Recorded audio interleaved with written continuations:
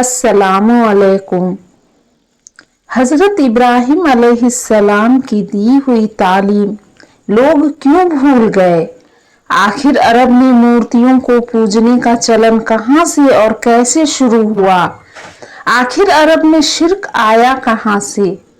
अरब के लोग किन किन मूर्तियों को पूजने लगे?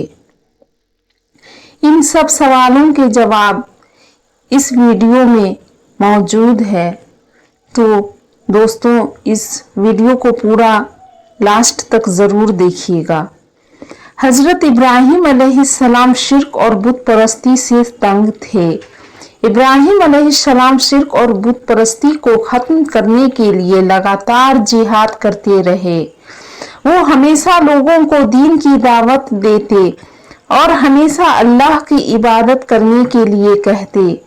अरब के लोग उनके बताए हुए रास्ते पर चलते और सिर्फ अल्लाह की इबादत करते।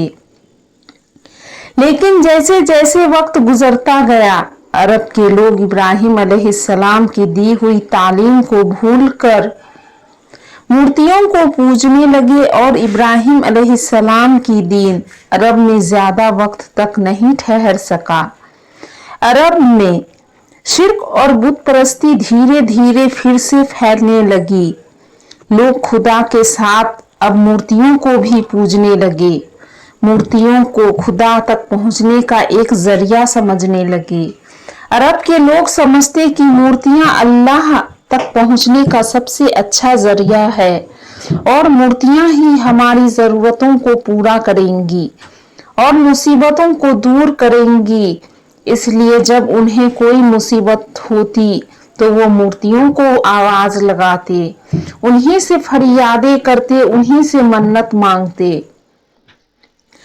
आखिर अरब में मूर्तियों को पूजने का चलन कहां से और कैसे शुरू हो गया? हजरत इब्राहिम अलैहिस्सलाम और इस्माइल अलैहिस्सलाम को अरब की सरजमी से बहुत ज्यादा मोहब्बत थी। अल्लाह के हुक्म पर उन्होंने ही काबा शरीफ की तामीर की और लोगों को दीन की दावत देते और सभी इब्राहिम अलैहिस्सलाम के बताए हुए रास्ते पर चलते और सिर्फ अल्लाह की इबादत करते। इसलिए वहां के लोगों को काबा और वहां की सरजमी से बहुत मोहब्बत थी। फिर यह मोहब्बत वहां के लोगों में इस कदर बढ़ गई कि काबा के आसपास जितने भी पत्थर इन्हें मिलते, वो उन पत्थरों को बरकत वाला जानकर उसे चूमते और हिफाजत के साथ अपने पास रख लेते। और अगर उन्हें मक्का से बाहर तिजारत के लिए जाना होता या कहीं सफर पर निकलते तो उन पत्थरों को बरकत वाला और मकसद में कामयाबी मिलेगी, यह समझकर कम से कम एक भी पत्थर अपने साथ जरूर रख लेते। जो लोग मक्का से कुछ दूरी पर रहते और जब हज करने आते तो काबा शरीफ के आसपास के पत्थरों को उठाकर ले जाते, अपने घरों में रखते और काबा शरीफ की तरह उनका तवाफ करते। हजरे अस्वद की तरह इन पत्थरों को चूमते। भूत परस्ती की एक और वजह यह बनी कि अरब में अगर पहाड़ों पर ज्वालामुखी फटती तो उसमें से लावे की शक्ल में जो पत्थर निकलते तो अरब के लोग उन पत्थरों को टूटे हुए सितारे समझने लगते कि सितारे आसमान से जमीन पर आ गए और इन पत्थरों को पाक पत्थर समझकर इन्हें भी पूजने लगते। अरब के लोगों के दिलों में तारों की बनावट रच और बस गई और कुछ कबीले तारों की बनावट को बहुत ज्यादा इंपॉर्टेंस देते, इसलिए कि तारों में दुनिया की बनावट और अल्लाह का जलवा दिखाई देता था। इन पत्थरों को देखकर उन्हें यकीन हो जाता कि ये सितारों से टूटे हैं, तो पत्थरों को बरकत वाला समझकर उन पत्थरों को पूजने भी लग जाते। इन पत्थरों को पूजते पूजते नस्ल दर नस्ल गुजरती गई। उन लोगों का यकीन अब इस हद तक बढ़ गया कि अगर उन्हें कोई भी खूबसूरत या ऐसा पत्थर जिसकी बनावट बेहतरीन होती या फिर वह पत्थर जो किसी जामदार की शक्ल से मिलता जुलता था तो वह उन्हें पूजने लगते। इस तरह और वक्त गुजरता गया। अब अरब के लोग खुद अपने हाथों से पत्थरों को काटते, छांटते और अपनी पसंद की आकार देकर बनाते।